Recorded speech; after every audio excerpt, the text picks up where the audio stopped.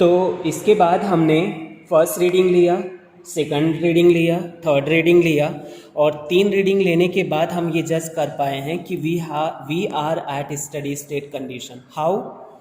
देखो, first second reading को compare करो। यहाँ पर T1 कितना है 105, यहाँ पर कितना है 107। इन दोनों के बीच में टाइम कितना लिया हमने 5 मिनट। अब देख रहे हैं कि टाइम के साथ हमारा टेम्परेचर वेरिएशन हो रहा है। अब सेकंड और थर्ड में कंपेयर करो तो यहाँ 107 है, इसके बीच में भी टाइम कितना है 5 मिनट्स है। तो 107 107 this is remain same. 107 T2 at for 2 second reading and third reading are same. Similarly T3 for second and third same. इस तरह से हम जज कर पाए कि सेकंड और थर्ड रीडिंग दोनों सिमिलर है। वो 5 मिनट बाद या 6 मिनट बाद भी सेम टेम्परेचर मिल रहा है, means these two are at steady state condition. तो हम इन दोनों को, अब हमारा कोई काम नहीं है। अगर हमें स्टडी स्टेट ना मिला होता तो हम फिर तीनों का एवरेज लेते, this would be the method. अब हमें स्टडी स्टेट मिल गया तो we can take this third reading as a final reading. तो अब हमारा फाइनल T1 ये है, T2 ये है, T3 ये है, T4, T5, T6, T7 and T8। अब जैसे फर्स्ट वीडियो में मैंने बताया था आपको कि what is TA, this is inner layer temperature of plywood. What is TB? This is outer layer of plywood but also inner layer of bakelite. What is TC? Outer layer temperature of bakelite as well as inner layer of mild steel. What is TC? TD? This is outermost temperature of mild steel. Means यहाँ पर हमारा TA है, ये हमारा TB है, ये TC है और ये TD है। Got it? So we have calculated TA T1 plus T2 by 2 as 107, TB 59, TC 39 by maintaining the average between two temperatures and TD as 38। अब ये 4 टेम्परेचर मुझे मिल गए। अब हमें क्या करना है dear students?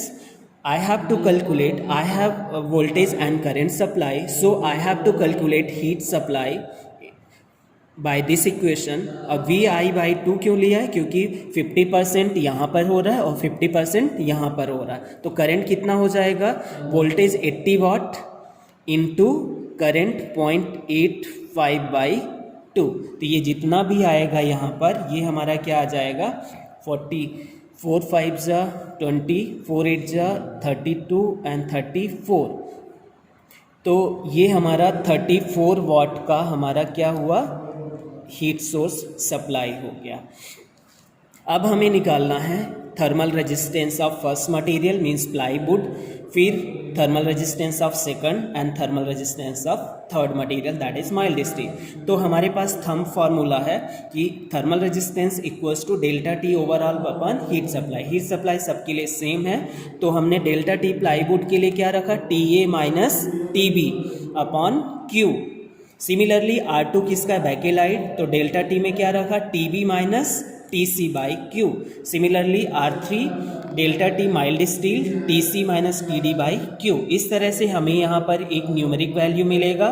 So you have to calculate, since you are knowing all this temperature, then हमें कैलकुलेट करना है total thermal resistance. Total thermal resistance R1 plus R2 plus R3। ऐसा क्यों लिया हमने? क्योंकि they are arrange in series order. Series में हमारा जो इक्विवेलेंट टोटल थर्मल रेजिस्टेंस होगा that is R1 plus R2 plus R3 यहाँ पर मुझे मिल जाएगा।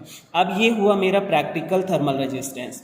Now you need to calculate theoretical thermal resistance also. तो R1 कैलकुलेट करने के लिए प्लाईवुड के लिए आपको क्या करना पड़ेगा? Theoretical formula means L plywood का means thickness of plywood upon K1 into A1। Similarly R2 for bakelite कैसे निकालोगे? L2 thickness of bakelite upon K2 into A2। Similarly R3 for mild steel निकालोगे L3 upon K3 into A3। फिर इसके बाद equivalent निकालोगे R1 plus R2 plus R3। This will give the theoretical thermal resistance. So you need to compare this practical and this theoretical resistance. Are they same या फिर are they different? अगर कुछ different है तो you can calculate the percentage of error. अब हमारे पास दो values हैं, एक R total means total thermal resistance for practical जो हमने कैलकुलेट किया, और एक R total means thermal resistance जो थ्योरेटिकली कैलकुलेट किया. यहाँ पर हमें दो वैल्यूज़ मिलेगा. By these two values you can compare the practical and theoretical value and you can find out the percentage of error, how much percentage of error in your thermal system.